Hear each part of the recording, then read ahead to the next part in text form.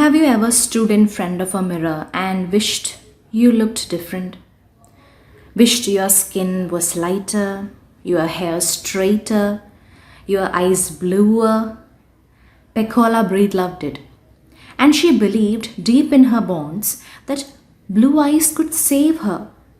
But what happens when a little black girl believes that beauty is something she can never have? That love is something she is not worthy of?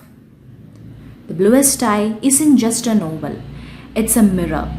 And maybe, just maybe, it will show us something we have been too scared to admit. Today, we open the pages of Toni Morrison's masterpiece, and what we find there might just change the way we see ourselves and the world ourselves. The Bluest Eye, written by Toni Morrison, was published in 1970. The setting is Lorain, Ohio in USA, and the time period is 1940s, that is post-Great Depression era. The story is told from multiple perspectives, mainly by Claudia McTeer, a young black girl. It combines first-person narration, third-person omniscient, and stream of consciousness, often shifting between past and present, realism and poetic introspection.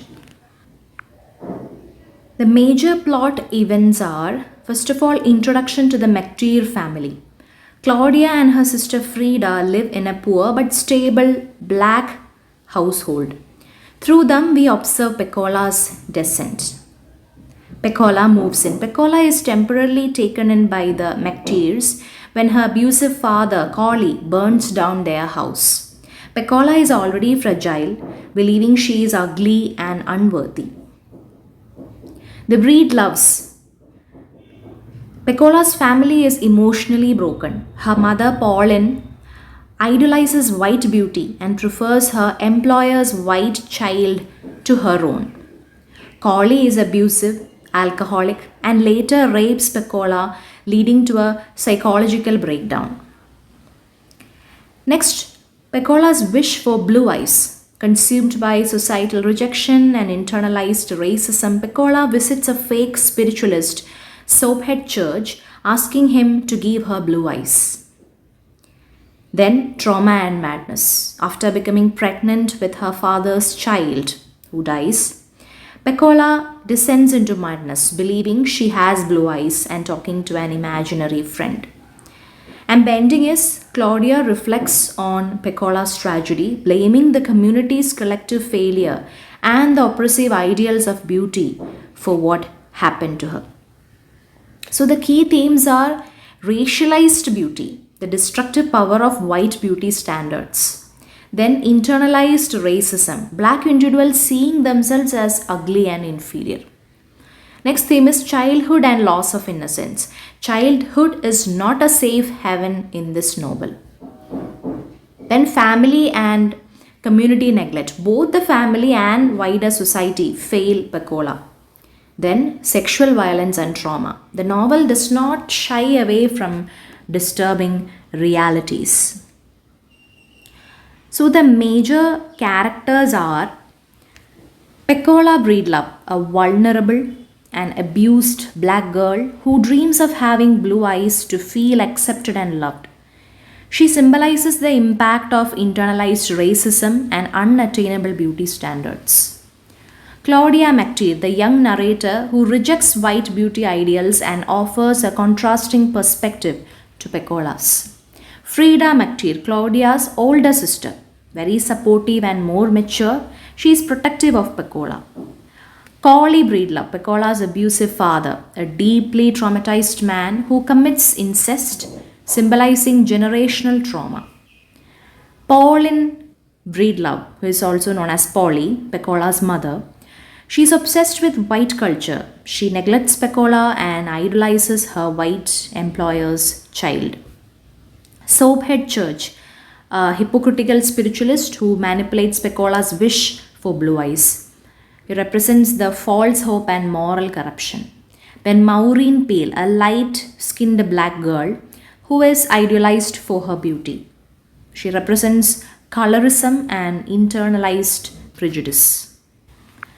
Now let's see the literary devices. Symbolism. The blue eye stands for acceptance, love, visibility.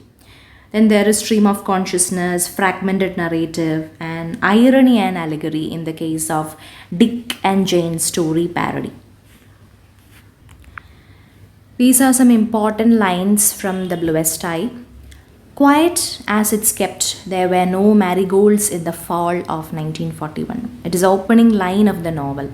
It symbolizes barrenness, decay, and sets the mood of loss and unnatural silence. It had occurred to Pecola some time ago that if her eyes, those eyes that held the pictures and knew the sights, if those eyes of hers were different, that is to say beautiful, she herself would be different. So here comes the theme, internalized racism and perception of beauty. Long hours she sat looking in the mirror, trying to discover the secret of the ugliness. And she saw only what there was to see, the eyes, the small eyes set closely together. Here comes the theme of self-hatred and distorted self-image. It was as though some mysterious all-knowing master had given each one a cloak of ugliness to wear, and they had each accepted it without question. Here is a collective psychological trauma among African American girls. The breedloves did not live in a storefront because they were having temporary difficulty adjusting to the cutbacks of the plant. They lived there because they were poor and black, and they stayed there because they were ugly. Here comes the theme of poverty, race, and internalized stereotypes. Love is never any better than the lover.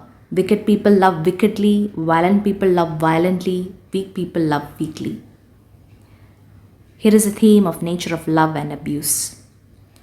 She left me the way people leave a hotel room. The theme of abandonment and emotional detachment. Now let's see some MCQs. Who narrates the most parts of the Bluest Eye? Claudia. What does Pecola wish for to become beautiful? Blue eyes. Who is Soaphead Church? A fake mystic or spiritualist? What is the name of Pecola's mother? Polly. What is the dominant theme of the Bluest Eye? Beauty and identity. In which American town is the story set? Lorraine. Which season is used as a structural device in the novel? Spring, summer, autumn, winter. Okay, so here comes, we are in the finishing line of our HSA English marathon. Thank you for all your support. In this marathon, we have discussed every literature topics, that is poetry, drama, and fiction, novel. Okay, so rest all has been already been discussed in HSA English series, that is criticism, grammar, history of English language, everything. So hope all these will be very helpful to you guys. So best wishes, study well, and keep supporting the channel. Bye.